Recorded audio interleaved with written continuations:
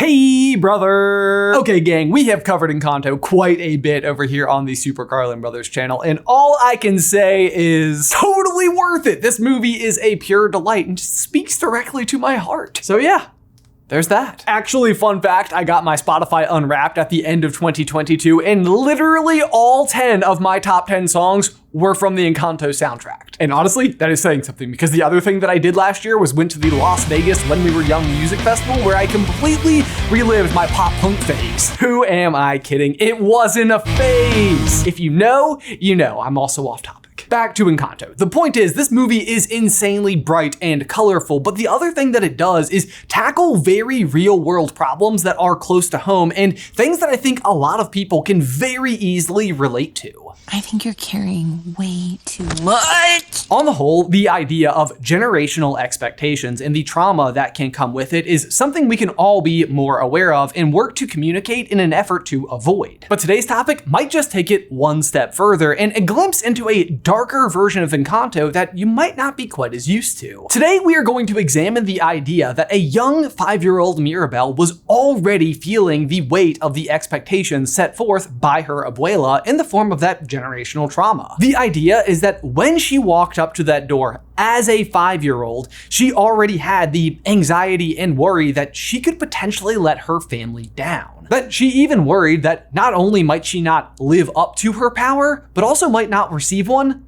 at all. And so this is where the story, or at least our interpretation of it, would deviate ever so slightly. Mirabel reaches forward, touches the doorknob, and does receive a power, the ability to shape her reality. And just like when we see Antonio receive his powers to communicate with animals, where they just immediately flock to him right after he's received his gift, Mirabel's go into effect instantly as well. And so immediately, and even more importantly, without realizing it, she starts to shape her reality around her right away. And what reality might she shape around her if the last thing she was worried about was the idea that she might not get a power? And that's what happens. Her power makes her believe she didn't get one. I call it the not special, since, you have no gift. And from that moment forward, Mirabel, the Madrigal family, and Casita are all trapped inside of this new reality that Mirabel has created.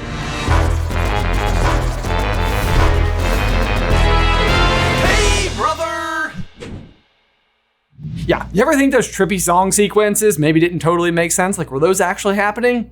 It might make more sense now. But first, let me try to explain what's going on a little more thoroughly. Because the overall premise of the story of Encanto really starts and ends with Abuela. We know, thanks to the song Dos Oruguitas at the end of the movie, that Abuela and Pedro had the triplets and then were promptly forced from the town they lived in. Pedro sacrifices himself so that everyone else can safely make it away, and it is this sacrifice that ignites the miracle. A miracle which is going to be represented throughout the rest of the movie as this glowing golden candle, also Casita, and the gifts of the members of the family Madrigal themselves. And also, not for nothing, in this moment, I pretty firmly believe that Pedro himself actually becomes Casita. He's always helping everyone inside of the house, but the only person he'll actually take orders from is Abuela. To the table. Let's go, let's go.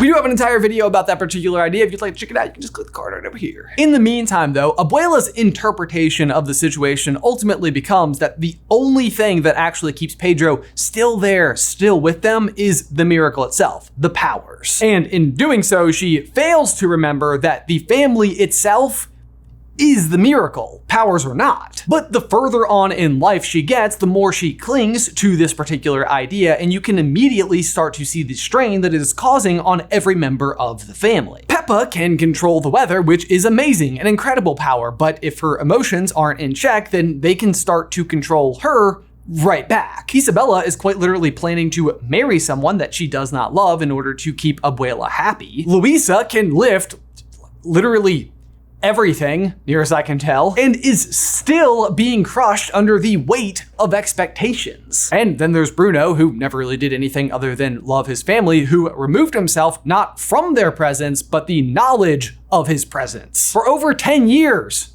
scraping by inside the walls of the house. And again, if you believe that Pedro is in fact Casita itself, also created enough space for him to exist within those walls. Mirabels. What a great dad. This movie is so bright and colorful, but the ways in which these people are being impacted from the expectations of Abuela is straight up intense. I mean, they may as well have been camping the entire time because, you know, camping is intense. You get it. I don't know if you do intense. Camping is intense.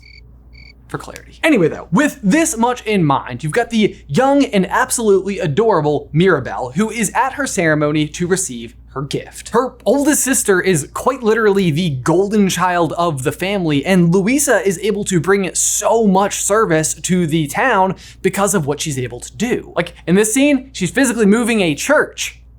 A church! And then you've also got Mirabel's cousins, Dolores, who has the supersonic hearing. He wants 5 babies. And Camillo, who would have just had his ceremony shortly before Mirabel's. It's really not hard to imagine not only the pressure from Abuela, but just the shadows being cast by the rest of her family. Each one, time after time, has walked up to their own door and received a power. And at least as far as Mirabel can tell, taken a huge amount of pride in what they're then able to provide to the community. So what if Mirabel is terrified of her ceremony? What if she is so worried that she won't be able to fill the shoes of those who came before her? It would be her worst nightmare. She approaches the door and nothing happens. And these would be the thoughts that would be racing through her mind as she takes each step closer. It's the irrational certainty of the thing you fear the most. And she reaches forward, touches the door, and it all happens all at once. Her power, the ability to bend reality, immediately takes effect. And what she sees play out around her is her worst nightmare. That she isn't good enough, doesn't stack up, and doesn't receive a gift. And for all intents and purposes, locks everyone around her inside of this reality. And now to clarify here, this is not like WandaVision where everything looks a certain way on the surface, but is very different underneath. Mirabel would literally be changing reality, and everyone around her would actually be experiencing it exactly as we see it. Right away, to me, it feels so very similar to exactly what Peppa experiences every single day. She has the ability to control the weather. It's immensely powerful. But because it's reactive to her own emotions, it can just as easily work against her. And it's just so sad to imagine this happening to such a poor, sweet little girl. But don't worry, it gets worse. Because the real tragedy is now Mirabel exists, not realizing that it is in fact her gift that is causing everything around her to happen. And with that in mind, if we fast forward to the present day where the entire family is kind of in hesitant anticipation of her younger cousin Antonio's ceremony. If you're Mirabel, this particular ceremony comes with even more weight than it does for everyone else.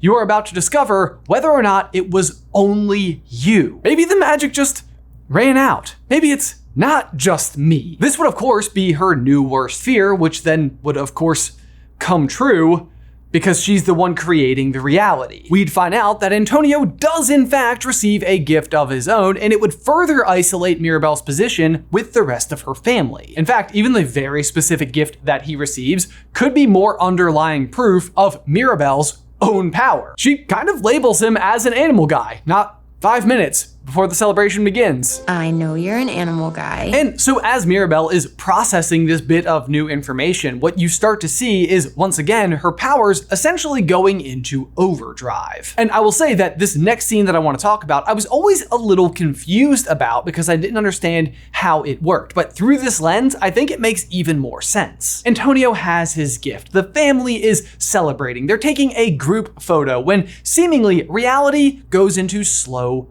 motion. During this scene, Mirabel is the only one traveling at a normal speed, and you see her go all around the house. And a simple interpretation here could just be something as simple as like, well, it's not actually happening. You're not actually going through this whole song sequence. It's just all of the emotions that Mirabel is feeling inside of this moment spelled out. But what if it's more than that? What if, again, as master of reality, she has quite literally frozen the scene? Like, have you ever been so stressed that you just wish you could press pause on reality and just regroup and collect yourself for a second? I think she is pressing pause here to take a moment to collect herself and come to terms with what's happening. And what I think is happening is that she's reached her breaking point. And so Mirabel, the miracle, and Casita quite literally all break. Or at the very least, the reality all around her starts to.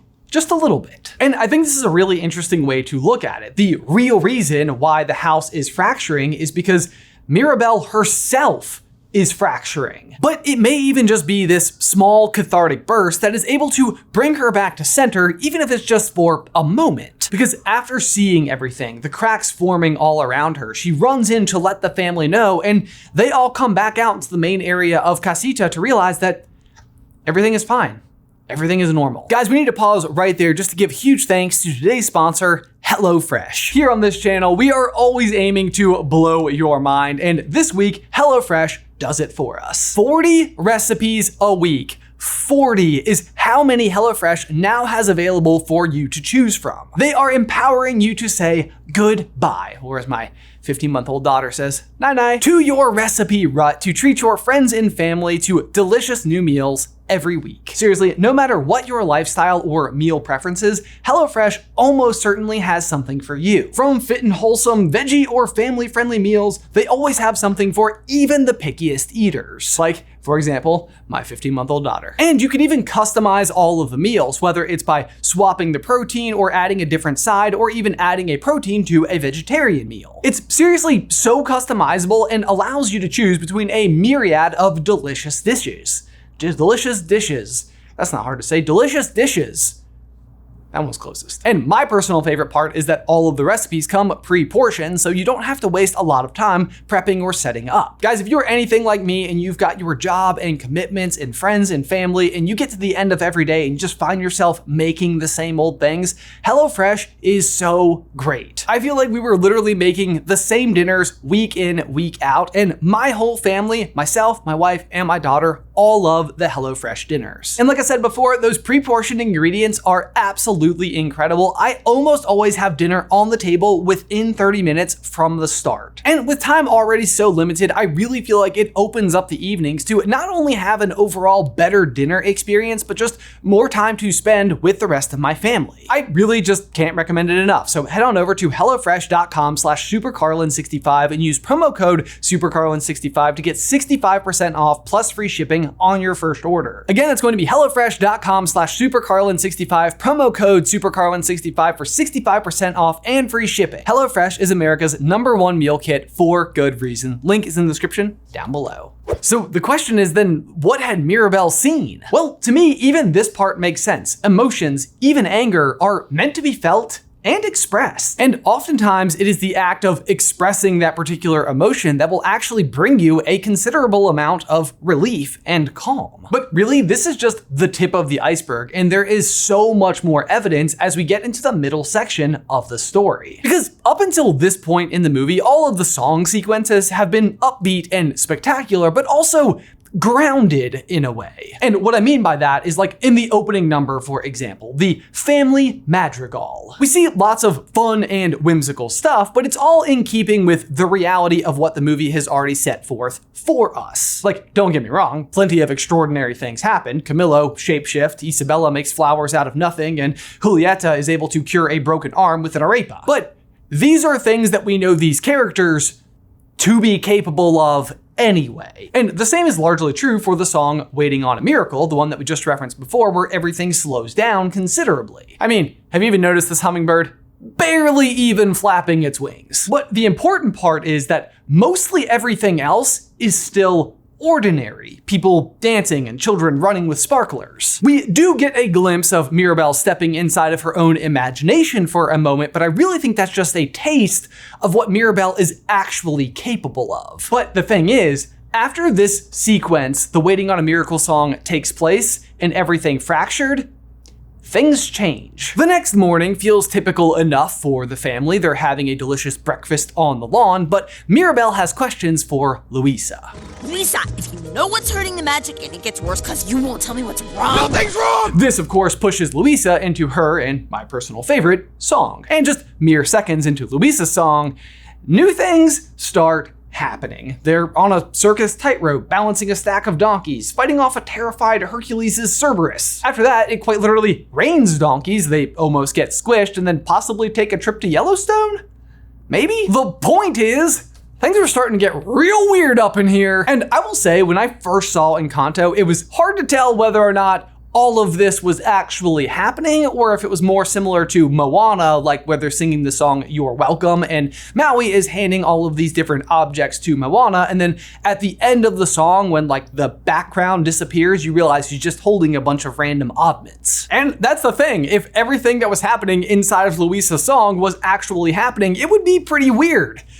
And the thing is, I'm pretty sure they were. Again, if you compare it to Peppa and the weather, except with Mirabel's power to bend reality, she's reached a breaking point, and what we're seeing is pretty spectacular, unusual, scary, and it does get even stranger the further you get into the movie, especially with Mirabel's older sister, Isabella, where she's singing What Else Can I Do? Very hard to say what else can I do and not sing it. Now, to be fair, in this scene, they're inside of Isabella's room, and we know that rooms inside of Casita can do some pretty spectacular stuff. Antonio's, for example, is quite literally a fully functioning jungle, so yeah. Wonder if at some point Casita becomes Zootopia. You know? But eventually in Isabella's song, they break out of her room and just into Casita at large, and we know that some of the things that are happening inside of that song are actually happening because Isabella's physical characteristics, her color palette, are changed for the rest of the film. And this might be the point where you're thinking to yourself, well, hey guys, wait, like if this is actually happening, wouldn't everybody involved be kind of like wondering how these supernatural and surreal things were manifesting around them? And you'd think so, and it would completely make sense, but actually, no. I actually think that they would just accept it without question, because once again, Mirabel's power is making it all happen. Because she can bend reality, she can make it seem as if these things, these sequences, are a completely normal thing to happen. Nothing out of the ordinary. But so then the other big question is, what does this do to the overall plot of the movie? Does it change anything? Is Casita crumbling because of Mirabel's unknown power? Or does it once again go back to Abuela's generational trauma problem? Well, the answer honestly is that it's both. After all, Abuela's pressure that she puts on the family would be the cause of Mirabel's concerns in the first place. Then, once Mirabel's own power activate and seems to appear as if she didn't receive a power at all, it further worries Abuela that the magic is running out, that the miracle is breaking. But on that note, as the magic breaks, we see that everybody else's powers are diminishing anyway. Luisa can barely even pick up a piano anymore. Did I mention at one point in time she picked up a whole church? There's probably at least 2 pianos inside of that church. Or dare I say an organ? Seems like a heavier piano, but I'm not really sure. But if everybody else's powers are breaking, does it also mean that Mirabel's reality shaping powers would be breaking as well? And the answer is absolutely yes. But again, she's not putting a filter over reality. She is bending it. Everything that they perceived as reality actually happened. Once the powers are turned off, everyone is still just exactly where they were physically when they were on. This obviously brings us to the final sequence where Mirabel runs away. Abuela realizes where she was lost along the way. Dos Arroguitas, butterflies, tears, hugging tears, more tears. Shut up, I'm not crying, you are. No, I won't lie, I've literally cried to that song a bunch of times. And you might even think here that when Abuela and Mirabel finally make up, this huge immersion of butterflies is actually Mirabel's own power coming back into effect, that she is creating this reality around her, but she's not. This, I think, is just the miracle, which, as a reminder, is an entity unto itself. But from here, none of the family have their powers back either. At least not yet. It actually ends up taking the entire town to rebuild Casita. It's not until the house is fully repaired when we see the Madrigals reharness their respective gifts. Which then I think brings us back to a really, really big and important question about this whole topic.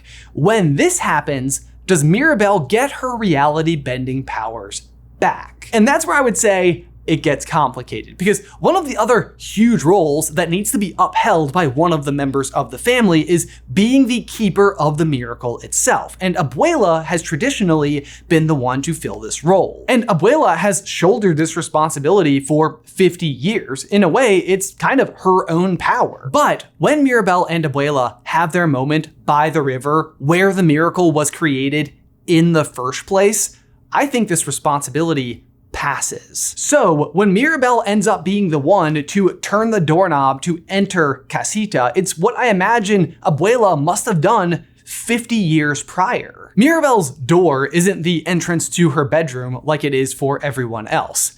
Mirabel's door is the entrance to Casita. She is the new keeper of the miracle and will be until someday when she passes it down to someone else. But that being said, it's always important to keep in mind that reality is what you make it. Guys, as always, thank you so much for watching. Be sure to like this video and subscribe to the channel if you haven't already. If you'd like to find out what's behind every other member of the family's doors, you can check out this video right here. But otherwise, until next time, bye!